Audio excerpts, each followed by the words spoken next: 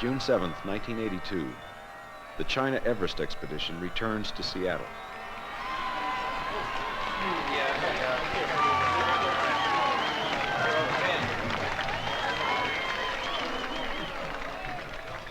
This welcome home celebration marks the end of a 3-month journey that has taken some of the best climbers in the country to a part of the world that has been closed to Westerners for nearly half a century. The thrill of being on the world's highest mountain is momentarily forgotten in the reunion with friends and loved ones.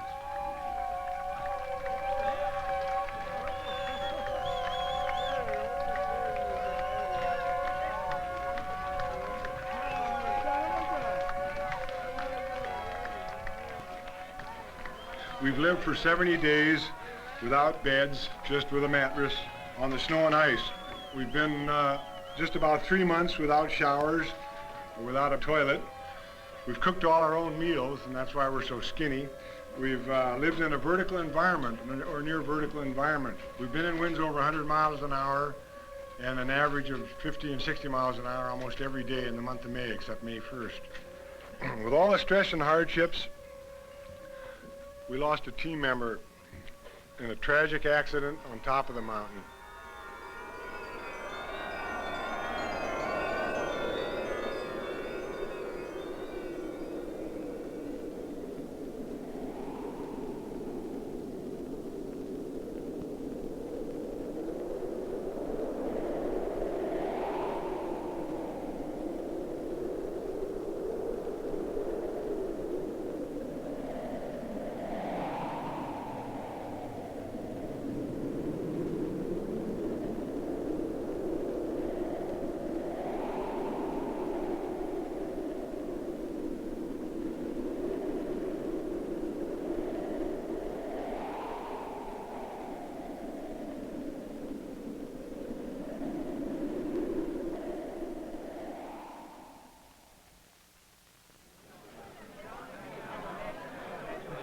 I guess I'll ask you the question, why do you want to go to Everest? You got it right here. All right. All right. A week before the team's departure, a thank you party was given for those who had done so much to make the expedition possible. For 2 years, the team had worked with these people to assemble 5 tons of equipment, a 3-month food supply, and the $300,000 that was needed. With this task completed, there was time to talk about the mountain. We'll be the first team to climb the north side of Everest, primarily, I think, because it's just been opened. I'm sure everybody will lose some weight. That's inevitable, but hopefully we can avoid losing, 30, 40 pounds, that kind of stuff. Interesting enough, you don't need anything special. There's no wonder food that you take. That's the thing about climbing. You're right down to basics. It's just eating, sleeping, and working. And you got to have shelter, and if it isn't there, if the food isn't right, all those things.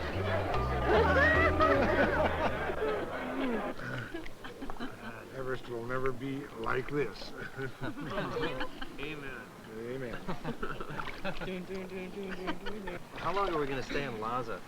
Lhasa will be a 3-day... Lou Whitaker's backyard is a popular gathering place. Some of the expedition members who have been climbing with him for years are like an extended family.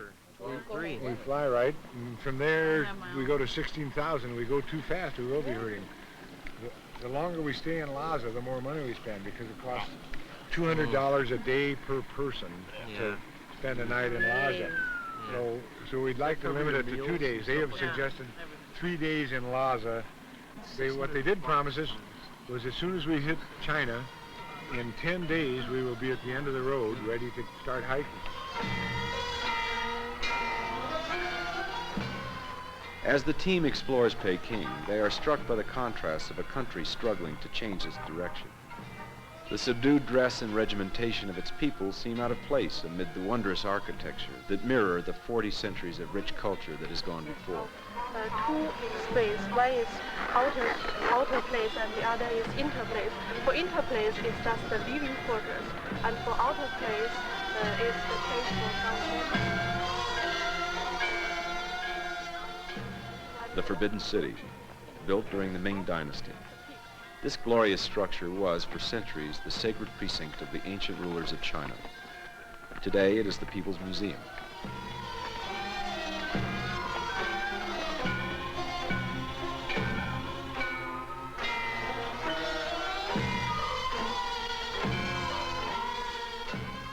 Great Wall of China, one of the 7 wonders of the world, a giant earth and stone structure that has a length of nearly 4,000 miles.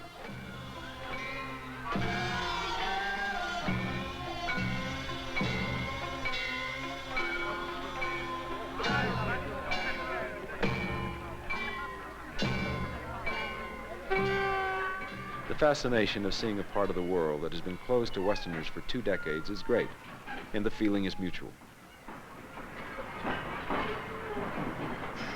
As they depart on a 2-day train ride to the city of Chengdu, their thoughts return again and again to Everest. Okay, then 1, 2, see then 6 is about right here.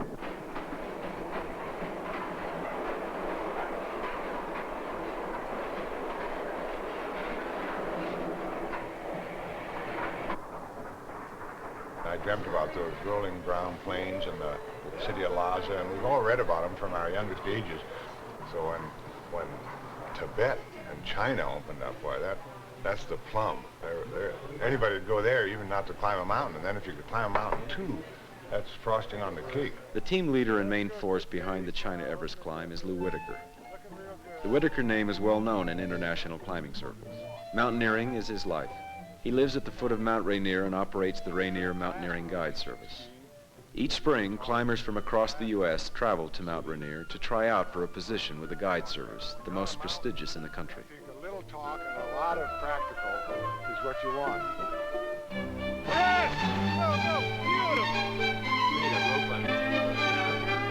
All right, even if you stop, let's finish it. Who knows? You might have someone else on your rope who's in the process of falling.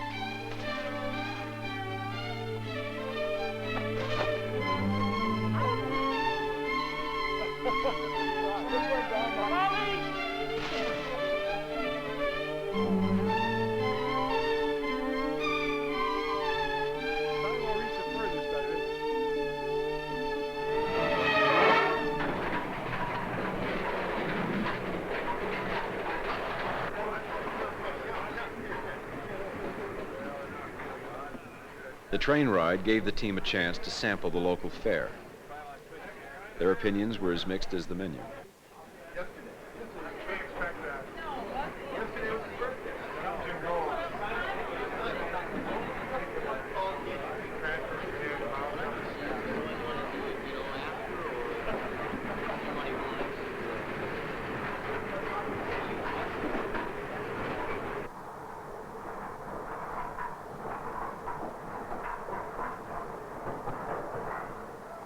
One of the first team members slated for the climb was Marty Huey, the only woman on the expedition.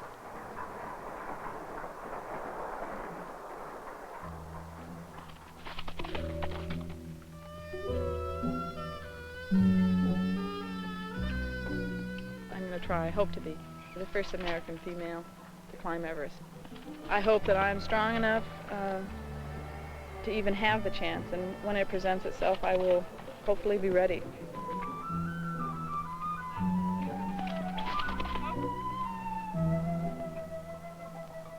I think an interesting aspect to this climb that, as a guide, I think about or wonder about frequently, and that's the difference between what makes a good mountaineer or a good climber and a good guide. Most of the people on this climb are guides or have been in the past.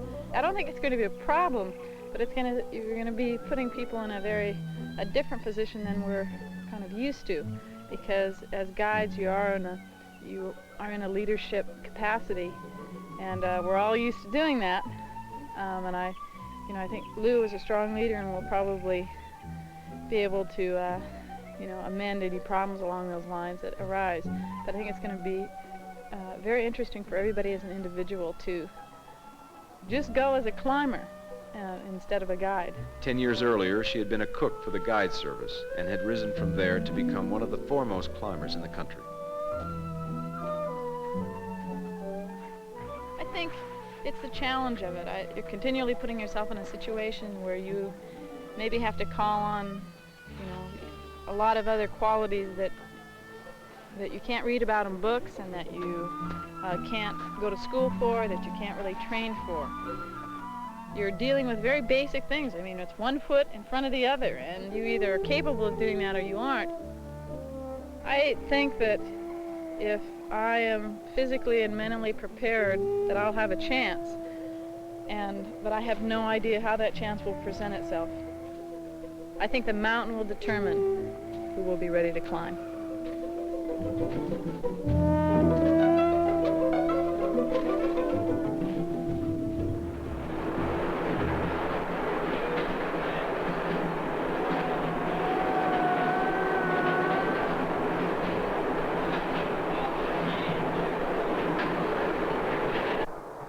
Two members of the team who come from outside the professional climbing circle are Frank Wells, vice chairman of Warner Brothers, and Dick Bass, businessman and ski resort developer. At my age in life, climbing a mountain presents me with a capsulated opportunity to arrive at a tangible moment of success. And so much of my life is wrapped up in working in businesses that have very long evolutionary lives to them. And when you're involved in that many long-range projects, you get very frustrated. And I have found recently now that climbing the mountains gives me an opportunity in a short period of time to achieve a goal I set out to do.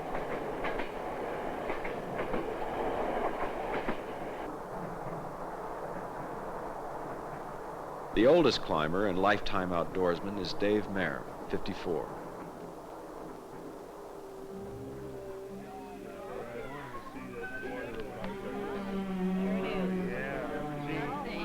He is the father of 9 children, including ski champions Phil and Steve Mayer. After raising his family, he is finally realizing a lifelong dream. When I was younger, I was torn always between what I wanted to do climbing and what my responsibilities were in life. The thing about climbing is that it's so uplifting. You realize how small and insignificant that man is. I think you just have a better feeling for your fellow man and a bigger awareness of everything that's around you. The grass is greener and the sky's bluer, and everything just means a whale of a lot more to me. The remote kingdom of Tibet can only be reached with any certainty by plane. The road, built by the Chinese, is only passable certain times of the year. Lhasa, the capital of Tibet, at an elevation of 12,500 feet and surrounded by rugged mountains, it is the most isolated city in the world.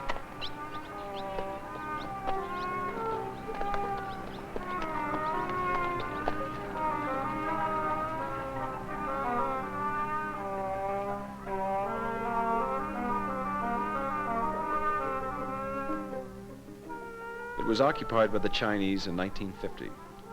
The harsh repression that followed forced their spiritual leader, the Dalai Lama, to leave the country. Only recently has the stoic resistance of the fiercely independent Tibetans brought about a relaxation of control.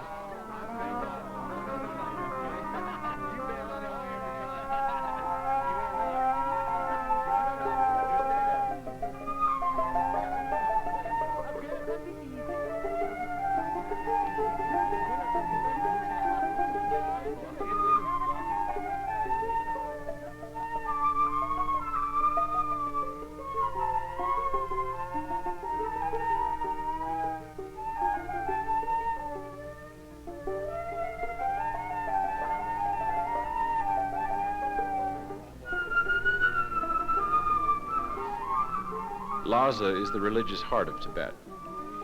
Practicing an intense form of Buddhism, followers will journey at least once in their lives to God's place to worship, some prostrating themselves every several paces along the way.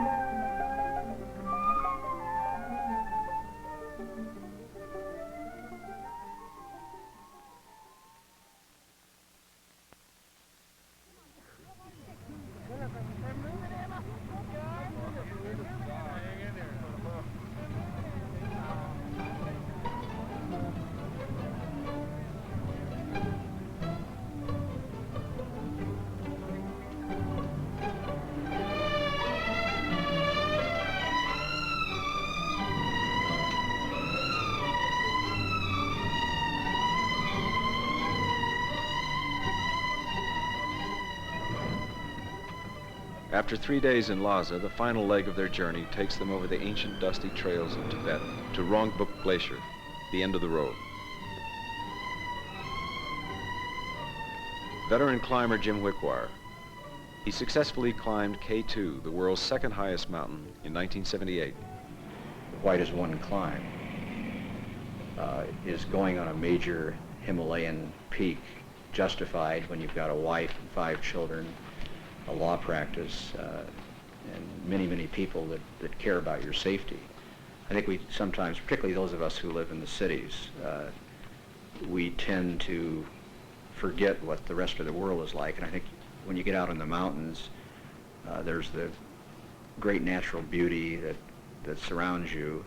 Also, I think just the challenge that any mountain provides, it's being able to meet that challenge, and I think you're overcoming fears about being in a dangerous place, fears about the threat that the mountains have, whether it's Rainier or a K2 or an Everest.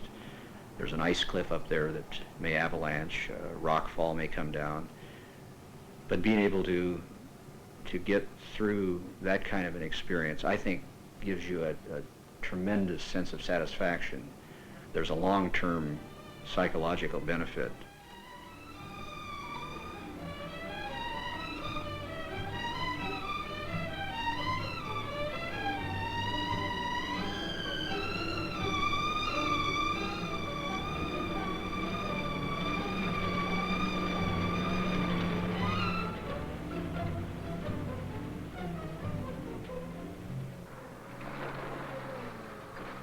The expedition has to be entirely self-sustainable, and just moving that much equipment and supplies across areas that are frequently where there are no roads. So sometimes the hike into the mountain could be over 100 miles just to reach the base of the mountain.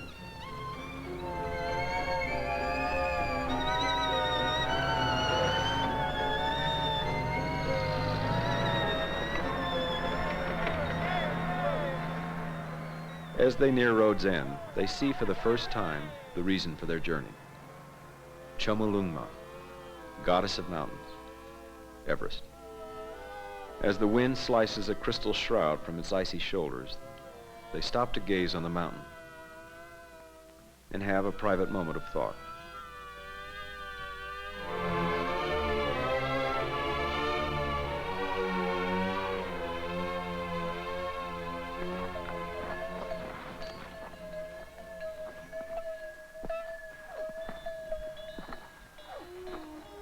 Road's End, Rongbuk Glacier, 16,900 feet. Here, supplies are transferred to yaks, the strange, resilient beast of burden in the Himalayas.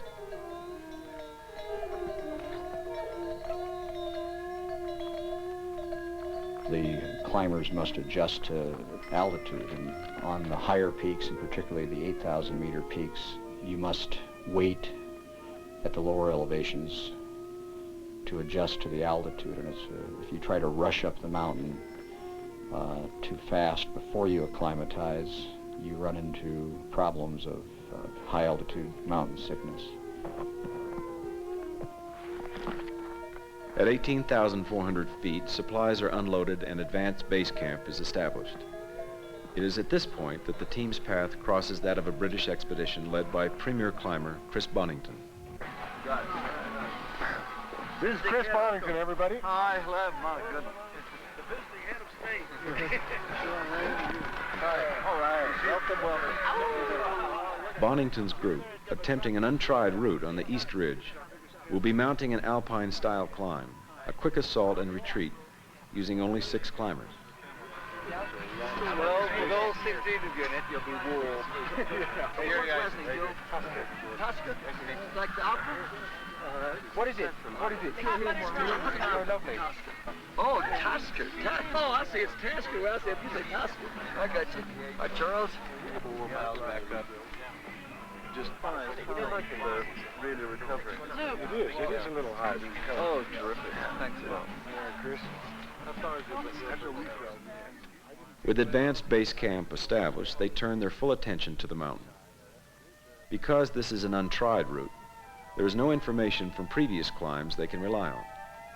They must plot their course by observing from below and by scouting to determine the route of the climb and the position of the higher camps.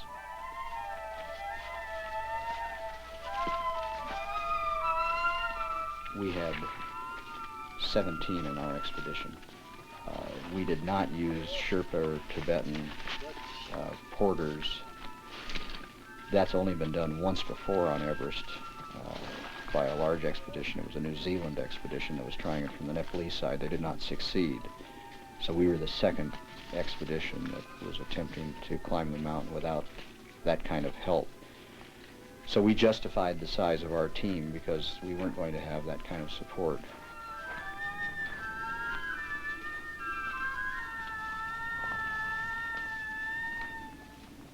It's a much more satisfying experience when you're relying totally on your own resources.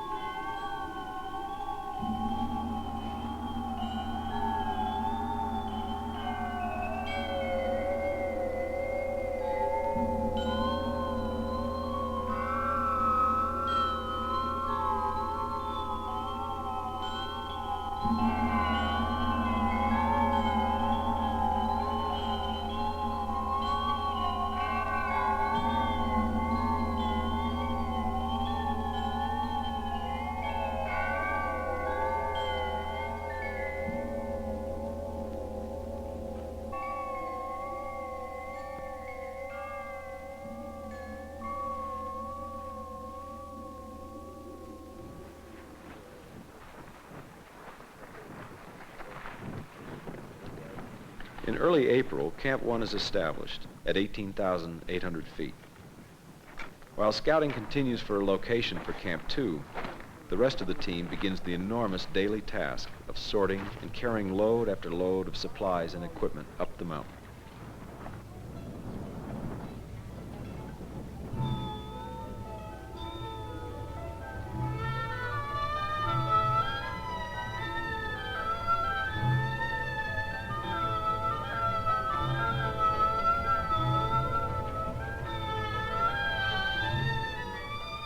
A site for Camp 2 is located at 20,300 feet at the foot of the mountain.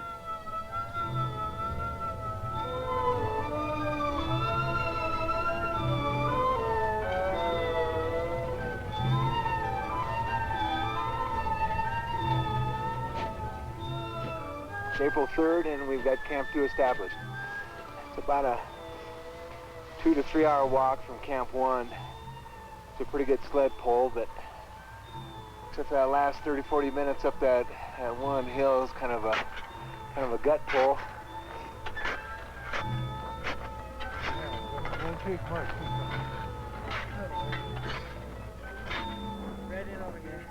This camp will serve as the principal base of operation. But I think this will be a real excellent campsite, as long as we don't get too much snow. We're surrounded on 3 sides. The north face of Everest, the south face of Changsi, and the North Col. If it starts snowing in here, we could get a real high avalanche hazard. We think we've picked the one spot in this whole cirque, this whole basin, where we think if everything avalanched that it would stop short of this particular campsite. But I believe if it does snow heavily, I don't think anybody's going to be in this vicinity to wait to find out if it does stop short of this campsite. What we're going to do is start work on the route to Camp 3. You go this way, you got all that rock fall from up above coming down. Yeah. I think once you get on Camp 3, man, it's a straight shot to Camp 4 and then another straight up to 5. I think that the biggest hazard, though, is between here and 3. Yeah, 4. You know, that really might be worthwhile to go up on that bench. Check. 4 will be a long day, but I don't think it's going to be as intense. You can see where all the dirt has come down and the rock.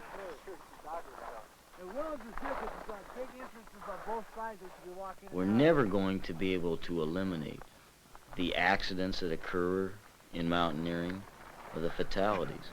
Equipment in 1982 should not fail. if the team has done a reasonably good job of choosing the gear and maintaining the gear throughout the expedition, there's no reason for a major equipment failure to cause injuries and deaths. Human error is always going to exist as far as mountaineering accidents are concerned.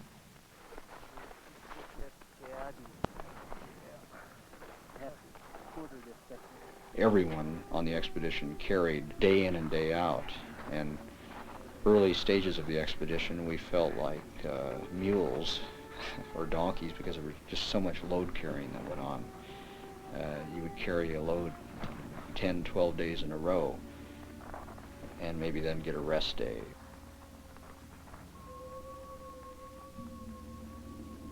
Three was easy because 3 was essentially a walk from Camp 2.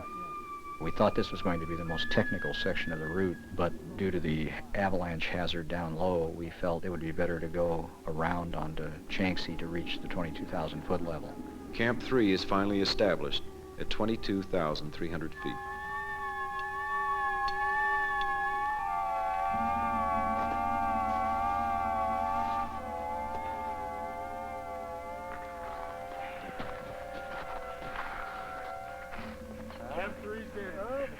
As each higher camp is established, supplies are brought up. The plan is to cycle the teams in waves up the mountain. While the first team tries for the summit, another team will move up into position, while a third team rests below. If the summit team fails, they will return to a lower camp, rest, then move up into position again.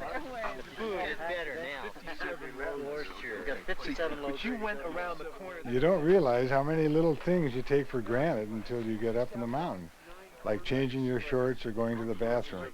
You have to be tolerant, you know, when you're living this close to people for this long. Without showers or any way to wash, your nose in particular has to be tolerant. Camp 3 is reinforced and 2 more tents are added.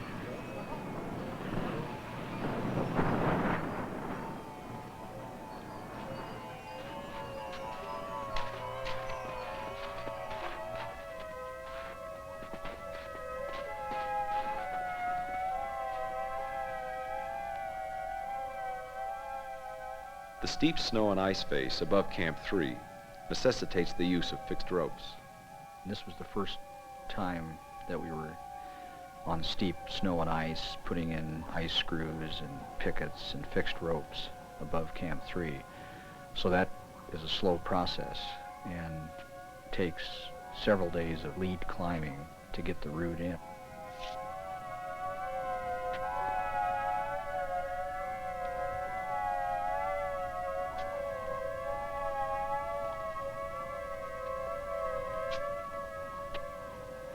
Going from Camp 3 to Camp 4, we went beyond the Camp 4 site because we were looking for a better campsite and couldn't find any higher up, so ended up coming back down.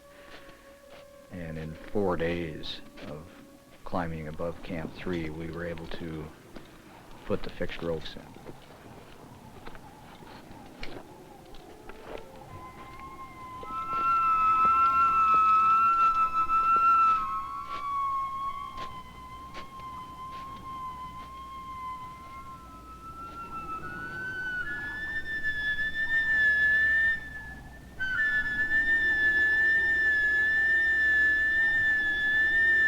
Thank you.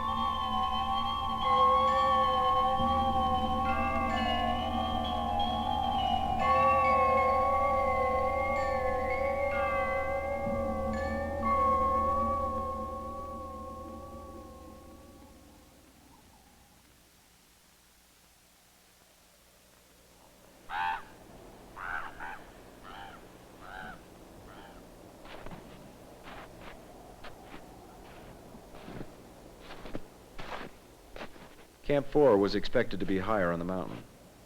Because of the difficult terrain, it is established only 1,400 feet above Camp 3 at 23,700 feet. It becomes clear to the team that not 5 but 6 camps will be needed. The distances the team can cover become shorter. Because the body doesn't absorb nutrition properly at this altitude, endurance is limited. A daily intake of 6,000 calories and 6 quarts of water are necessary to prevent muscle deterioration. The climbers must frequently descend to below the 20,000 foot level to diminish the effects of altitude and intense cold.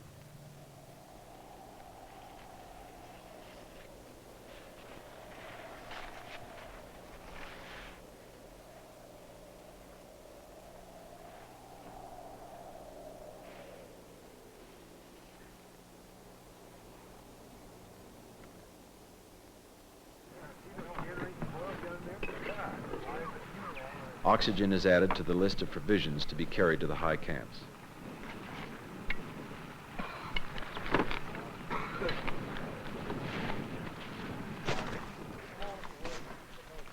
I think Everest may be the only mountain in the world on which oxygen is really truly justifiable, in that even though it's been done now a couple times without it, there's nothing wrong with the oxygen, but to do it without, it just makes it that much more appealing. I think the chief help is to have the warmth that the oxygen gives you. When you're lacking oxygen at high altitude, there's just a shutting down of circulation and warmth out to those extremities at the extreme elevations and when it's as cold as it was on Everest. It's very difficult to get moving in the morning. It takes you 2 or 3 hours to get through the breakfast and just get clothes on and get the crampons and roped up and ready to go. And there were several mornings we started that process at 7 o'clock, 6 or 7 in the morning, and we wouldn't get out till 9 or 10. Other mornings, people sometimes didn't get away until 11. And then you work till quite late in the afternoon, and there were instances when people came down to the camps in the dark.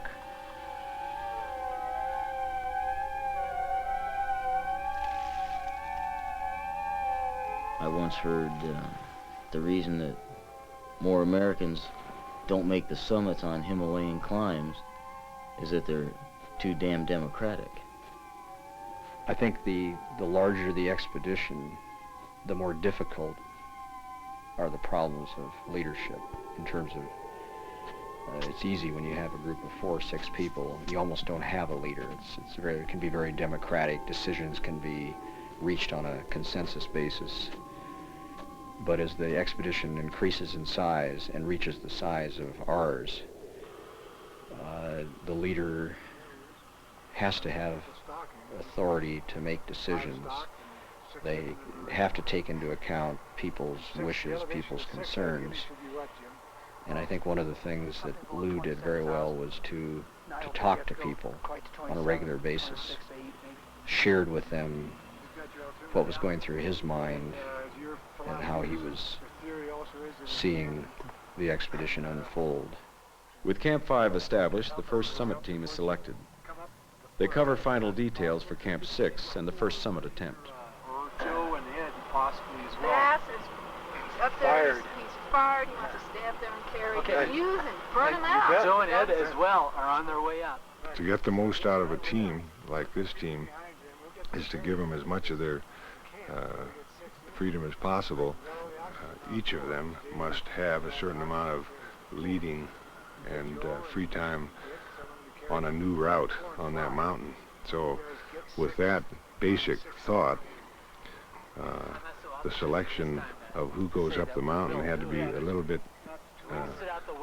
carefully done so that all of them had the feeling and the right to go up and lead a section. We're going to have a warm climb. Take every warm thing you got. We should talk about what goes to 6 maybe. Do food bags go to 6? Remember we talked about that, Jen, that it probably wasn't real necessary. That the people I agree. Because when you go to 6, you should pick out what you want. And you're anyway, you want your all stove? Stove, tent, Oxygen. oxygen, that's it.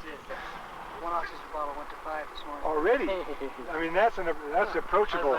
That's approachable to the upper mountain if you've got oxygen that far. Camp 5 was established at 25,000 feet, with Camp 6 to be placed at about 26,500 feet.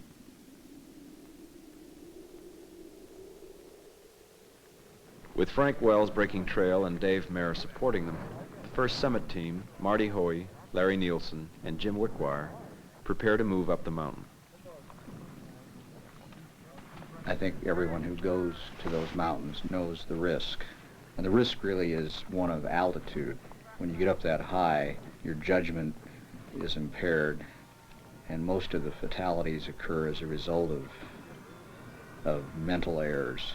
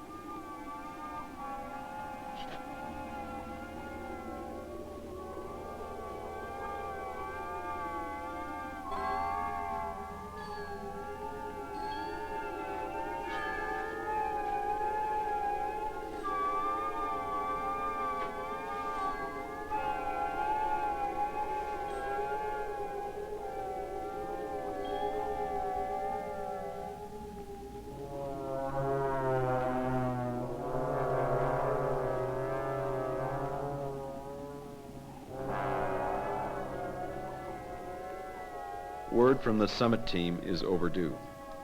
The anxiety that something has gone wrong grows as the hours pass.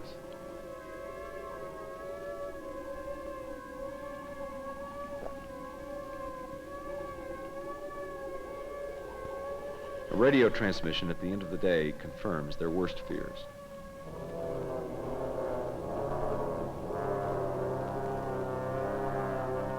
A camera carried by a team member records the last moments before the tragedy. Dave and Larry were about 150 feet above, looking for a site for Camp 6. The weather was deteriorating. We could see them only intermittently through the swirling mists. We heard a call down from Dave for more rope. And just as I was beginning to move to put my pack on, Marty said, let me get out of your way. And I looked up and could see that she was falling backwards down the slope.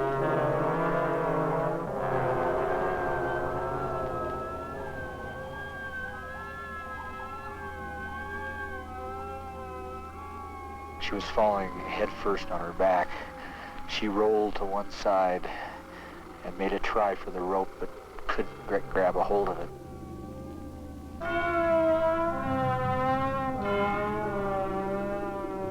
Her ice axe and empty harness, still attached to the fixed rope, are the only indication of Marty's presence on the mountain only seconds before. For some unexplained reason, her waist harness had come loose.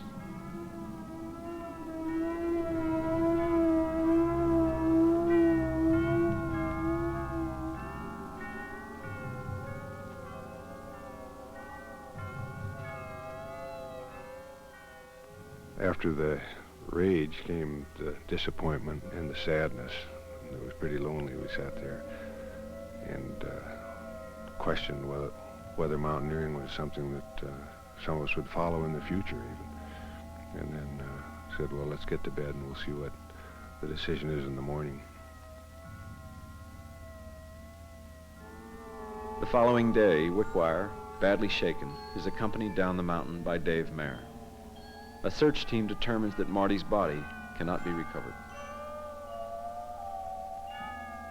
Larry Nielsen, the remaining member of the first summit team, does not come down following Marty's death. Nielsen stays high in the mountain at Camp 5. He is joined by the second summit team, George Dunn and Eric Simonson. The next morning, the three climbers start for the summit. Above Camp 6, a knee injury from a falling rock prevents Simonson from going further. Nielsen still feels he can reach the summit, and continues up the mountain alone. I personally felt extremely strong, and I'm sure part of that was the idea of going to the summit.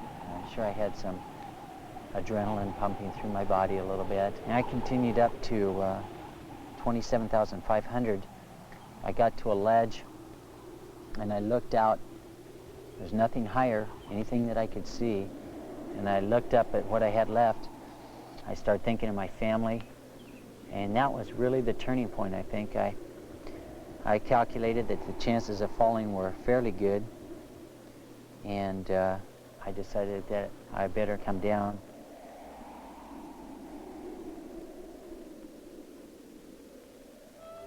In total darkness, he feels his way down the fixed ropes, 4,200 feet to Camp 3. Nielsen's hands and feet are severely frostbitten.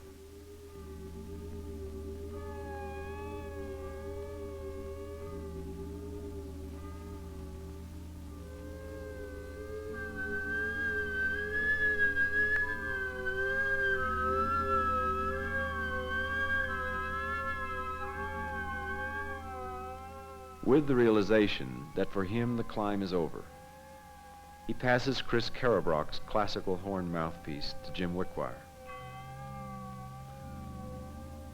Carabrock, who had originally conceived this expedition, lost his life in an accident on Mount McKinley during a conditioning climb with Wickwire.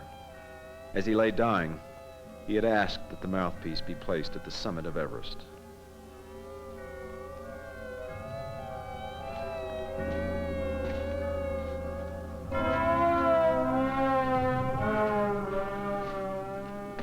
Time is running out. Food is in short supply, and the monsoon season is setting in. On May 24th, a slight break in the weather gives them their final chance for the summit. Larry Nielsen's condition worsens, and he must be evacuated to base camp by remaining team members.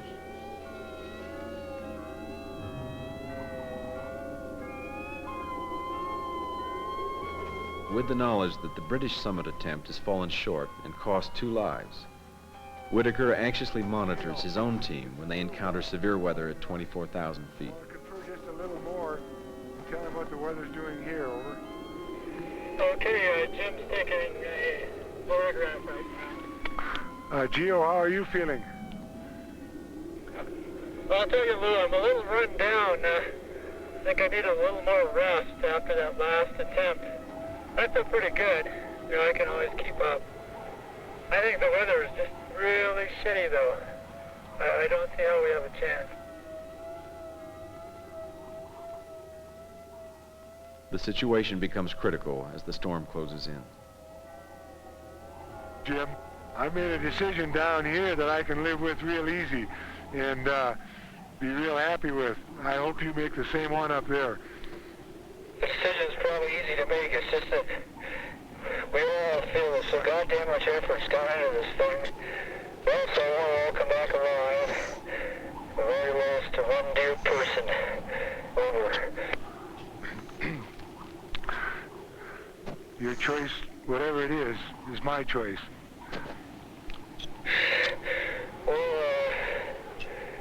We'll turn our backs on the summit of the Harbor Mountain, knowing that 17 gave it its best. Good, Jim. I appreciate it very much. God damn it.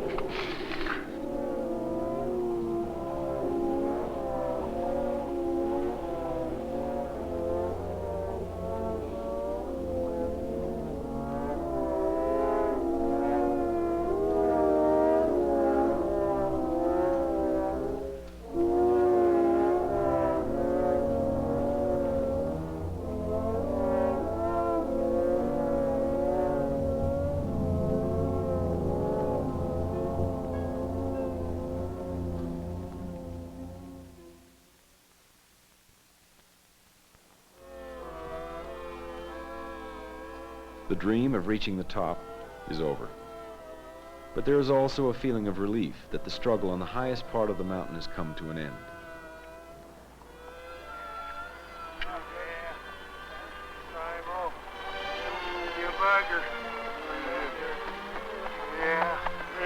Thank you. Gio! Gio, you mother! Come on in, Gio, my God. Hi, Lord. Joe, how's it going? Hello. You got a cold Buddy. Well, say hello to Gio. Yeah. Gio, man. Boo, how are you? Good, my God. How was it up there? How was it? It was hell.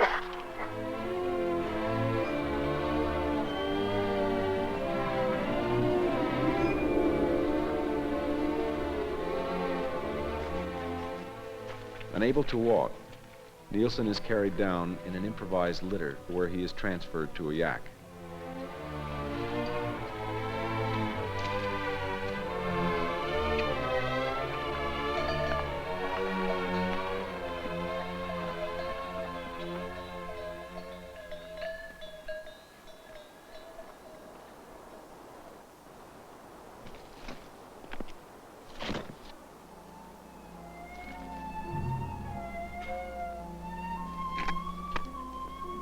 Before leaving their final camp, team members build a memorial cairn to Marty, facing the mountains she had loved.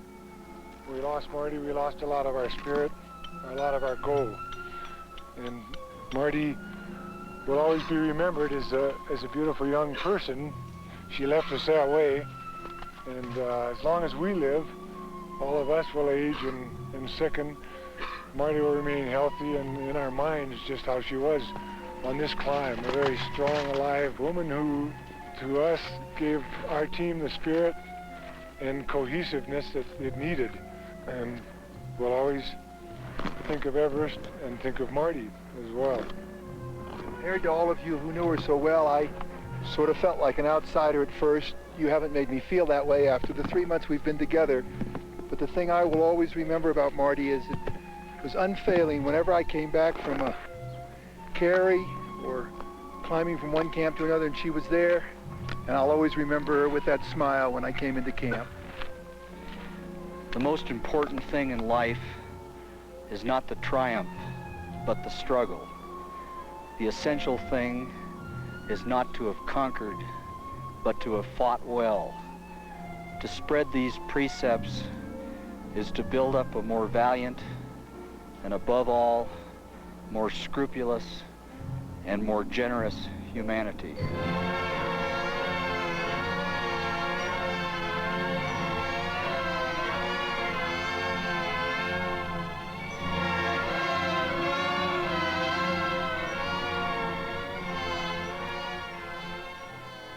Phil Erschler summarizes the feelings of his teammates.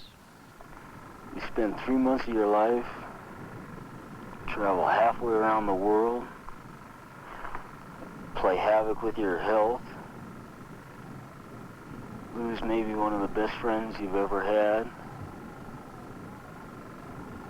and you can't help eventually but sit down at some time and contemplate, was it worth it?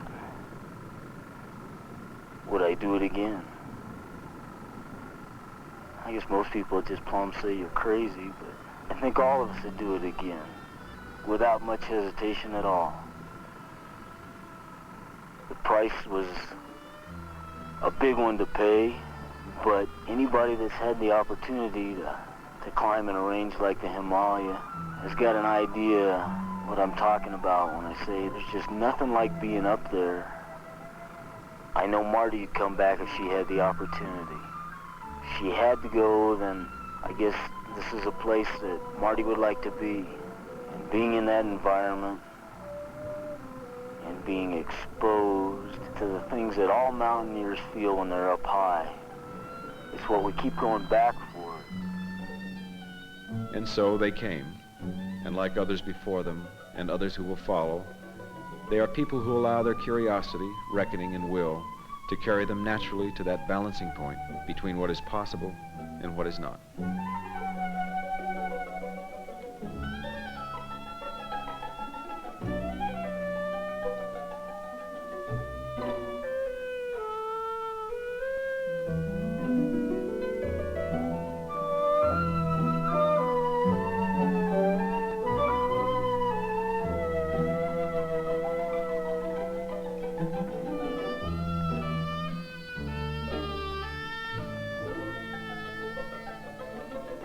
Thank you.